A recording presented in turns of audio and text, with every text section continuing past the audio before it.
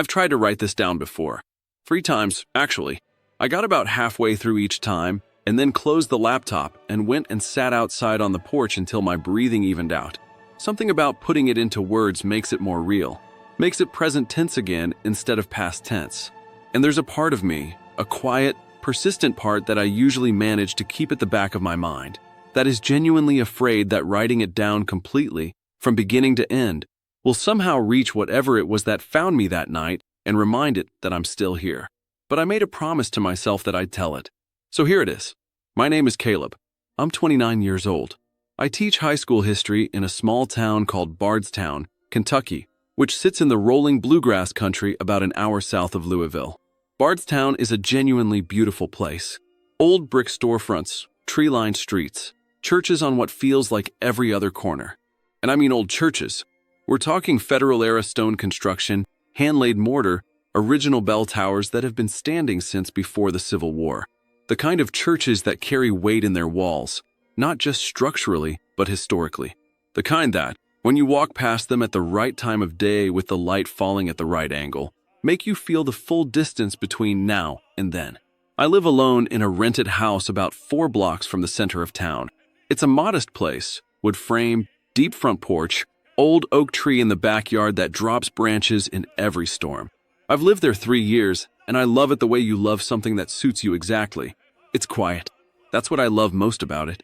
Bardstown is just quiet enough that you can hear yourself think. That's also, I realize now, what made that night so completely unraveling. It was the second week of November, a Thursday. I know that precisely because I had papers to grade, junior year, American Revolution unit, and I had fallen asleep on the couch surrounded by them sometime around 11, the television on low, the lamp on the side table throwing warm yellow light over the room.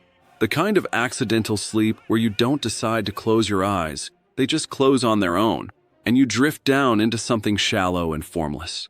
I woke up at 12:04 a.m. I know the exact time because the cable box on top of the television was the first thing my eyes found when they opened, and 12:04 was on it in that flat green glow. I lay there for a moment in the way you do when you've fallen asleep somewhere you didn't intend to, taking inventory of where you are and how you got there. And then I heard it. Church bells. Not an alarm. Not a recording. Not something electronic. Real, physical, cast iron bells being struck in a tower somewhere close by. The sound was enormous and immediate, and it moved through the walls of my house the way very low sound does.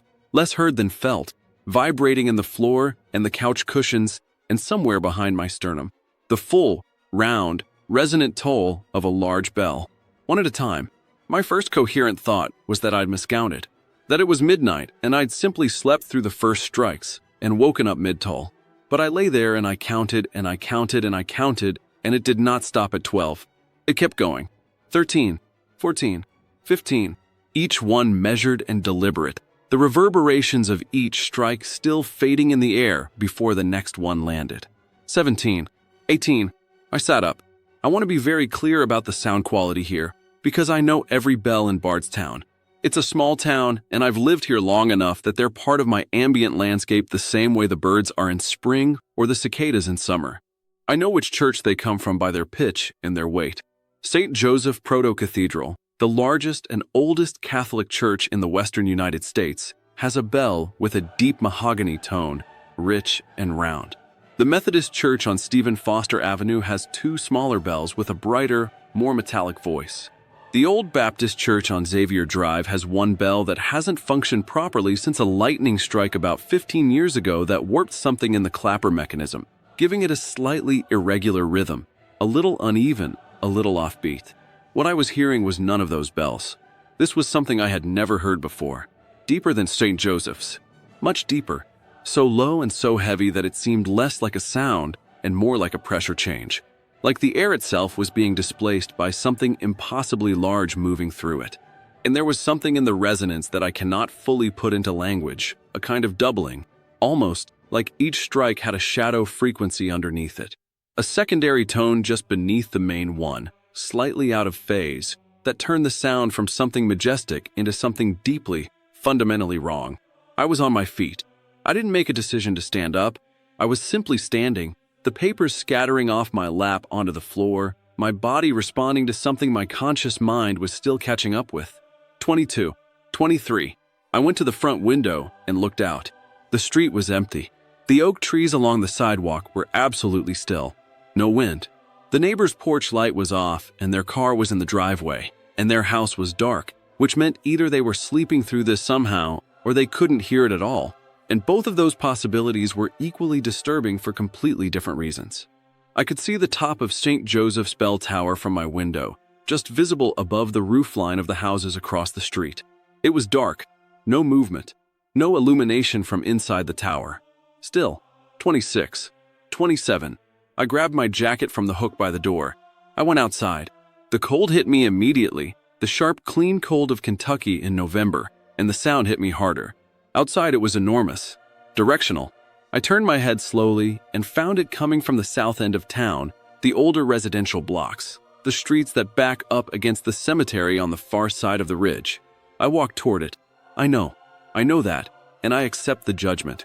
But I need you to understand that the sound had a quality to it that was almost gravitational, compulsive. It didn't just want to be heard, it wanted to be found. And something in me, some ancient part that operates below reason and language, recognized it as a summons. The streets were empty. Every house I passed was dark. Every porch, every window, every yard. Not a single light on anywhere. No one else outside. No one else responding. I walked 4 blocks and turned onto Bard's Hill Street, and the sound grew with every step, wrapping around me, filling the cold air completely. And then I came around the corner and I saw it.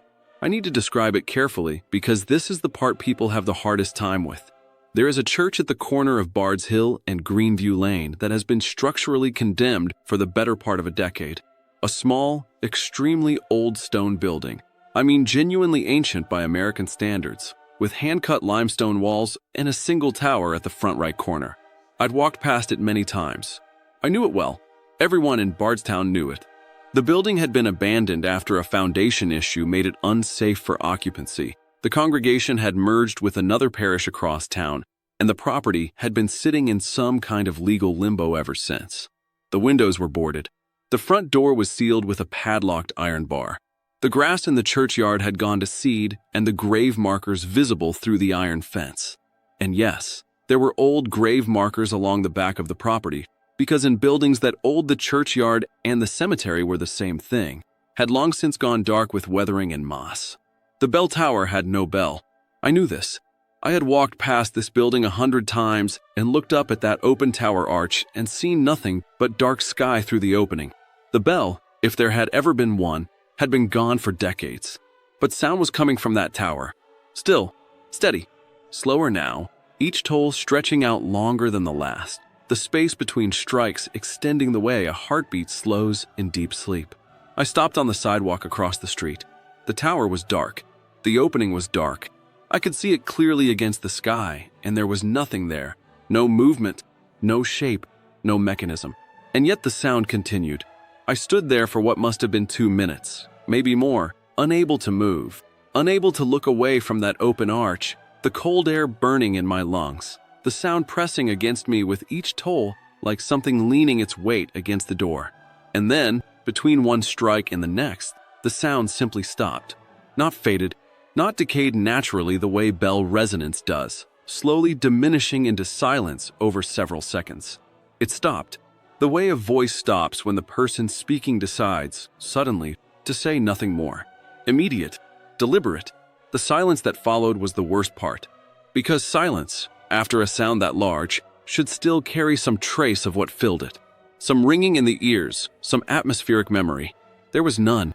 The silence was total and immediate, and so complete that my own breathing sounded obscenely loud inside it. I went home. I double-locked the door. I sat on the couch with every light in the house on until the sky started going gray and the birds started up in the oak tree and the world came slowly, mercifully back to its normal register. The next day, I asked 6 different people in town if they had heard bells the previous night. Some of them looked at me blankly. Some of them said no. One of them, the woman who runs the coffee shop on Main Street and who has lived in Bardstown her entire life, went very still when I described the sound and then said, quietly and without looking at me, that her grandmother used to talk about bells like that. that the old-timers in town called it the hollow toll, that they said it happened when something in the boundary between here and elsewhere got thin for a moment.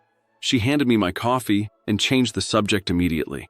I have walked past that condemned church many times since then, always in daylight, always on the far sidewalk. I look up at that empty tower arch every single time, and every single time it is exactly what it has always been. Empty stone, open sky, nothing. But sometimes, standing there in the middle of an ordinary afternoon, I feel it. That pressure behind the sternum, that subfrequency vibration that lives below the threshold of hearing, like something enormous, patient, and very old, taking a slow breath, getting ready to strike again. I want to know if you've ever heard something that couldn't have been there, a sound that came from nowhere and went back to nowhere and left you standing in the dark with no explanation and no comfort. Tell me in the comments. Tell me exactly what it sounded like. And if you want more stories from people who have heard things the daylight hours don't have answers for, subscribe to Campfire Nightmares. Because some sounds, once you've heard them, never fully leave the air around you. They just wait.